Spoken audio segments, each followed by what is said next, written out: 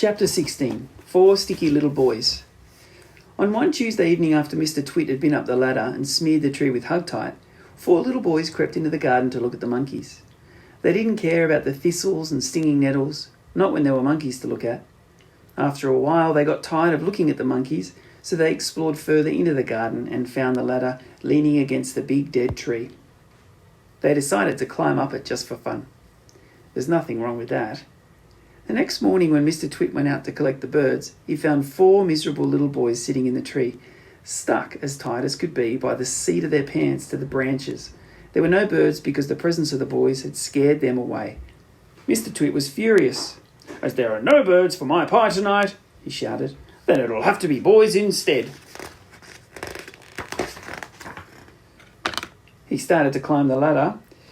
"Boy pie might be better than bird pie," he went on, grinning horribly. "More meat and not so many tiny little bones." The boys were terrified. "He's going to boil us," cried one of them. "He'll stew us alive," wailed the second one. "He'll cook us with carrots," cried the third. But the fourth little boy, who had more sense than the others, whispered, "Listen, I've just had an idea. We're only stuck by the seat of our pants. So quick, unbutton your pants and slip out of them and fall to the ground." Mr. Twit had reached the top of the ladder and was just about to make a grab for the nearest boy when they all suddenly tumbled out of the tree and ran home with their naked bottoms winking at the sun. Chapter 17. The Great UpsideDown Monkey Circus. Now for the monkeys. The 4 monkeys in the cage in the garden were all one family. They were Mugglewump and his wife and their 2 small children. But what on earth were Mr. and Mrs. Twit doing with monkeys in their garden? Well, in the old days they had both worked in a circus as monkey trainers. They used to teach monkeys to do tricks and to dress up in human clothes and to smoke pipes and all the rest of that nonsense. Today, although they were retired, Mr. Twit still wanted to train monkeys. It was his dream that one day he'd own the first great upside-down monkey circus in the world. That meant that the monkeys had to do everything upside down. They had to dance upside down, on their hands with their feet in the air.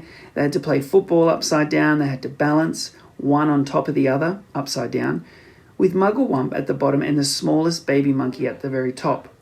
They even had to eat and drink upside down. And that's not an easy thing to do because the food and water has to go up your throat instead of down it. In fact, it's almost impossible. But the monkeys simply had to do it, otherwise they got nothing. All this sounds pretty silly to you and me, and it sounded pretty silly to the monkeys too. They had absolutely hated having to do this upside-down nonsense day after day. It made them giddy standing on their heads for hours on end. Sometimes the 2 small monkey children would faint with so much blood going to their heads. But Mr. Twit didn't care about that. He kept practicing for 6 hours every day, and if they didn't do as they were told, Mrs. Twit would soon come running with her beastly stick. Chapter 18. The Roly-Poly Bird to the Rescue. Mugglewump and his family longed to escape the cage in Mr. Twit's garden and go back to the African jungle where they came from. They hated Mr. and Mrs. Twit for making their lives so miserable. They also hated them for what they did to the birds every Tuesday and Wednesday. "Fly away, birds," they used to shout, jumping about in the cage and waving their arms. "Don't sit on that big dead tree. It's just been smeared all over with sticky glue. Go and sit somewhere else." But these were English birds, and they couldn't understand the weird African language the monkeys spoke, so they took no notice, and they went on using the big dead tree and getting caught for Mrs. Twit's bird pie. And then one day, a truly magnificent bird flew down out of the sky and landed on the monkey cage. "Good heavens!" cried all the monkeys together. "It's the Roly-Poly Bird. What on earth are you doing over here in England, Roly-Poly Bird?" Like the monkeys, the Roly-Poly Bird came from Africa and he spoke the same language that they did. "I've come for a holiday," said the Roly-Poly Bird. "I like to travel." He fluffed his marvellous coloured feathers and looked down rather grandly at the monkeys. "For most people," he went on, "flying away on holiday is very expensive, but I can fly anywhere in the world for nothing." "Do you want to know how to talk to these English birds?" Mugglewump asked him. "Of course I do," he said to the Roly-Poly Bird. It's no good going to a country and not knowing the language. Then we must hurry, said Mugglewump. Today is Tuesday, and over there you can already see the revolting Mr. Twit up the ladder painting sticky glue on all the branches of the big dead tree. This evening when the birds come in to roost, you must warn them not to perch on that tree or they'll be made into bird pie.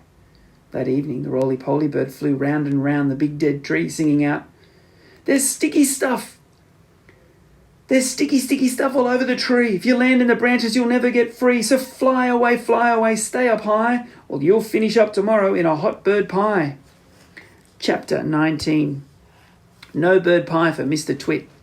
The next morning when Mr. Twit came out with his huge basket to snatch all the birds from the big dead tree, there wasn't a single one on it. They were all sitting on top of the monkey cage. The roly-poly bird was there as well, and Mugglewump and his family were inside the cage, and the whole lot of them were laughing at Mr. Twit. Chapter 20. Still no bird pie for Mr. Twit. Mr. Twit wasn't going to wait another week for his bird pie supper. He loved bird pie. It was his favourite meal. So that very same day he went after the birds again. This time he smeared all the top bars of the monkey cage with sticky glue, as well as the branches of the big dead tree.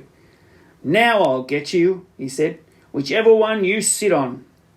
The monkeys crouched inside the cage watching all this, and later on, when the roly-poly bird came swooping in for an evening chat, they shouted out, "Don't land on our cage, roly-poly bird, it's covered in sticky glue. So's the tree." And that evening, as the sun went down and all the birds came in again to roost, the roly-poly bird flew round and round the monkey cage and the big dead tree, singing out his warning. "There's sticky stuff now on the cage and the tree. If you land on either, you'll never get free. So fly away, stay up high, or you'll finish up tomorrow in a hot bird pie."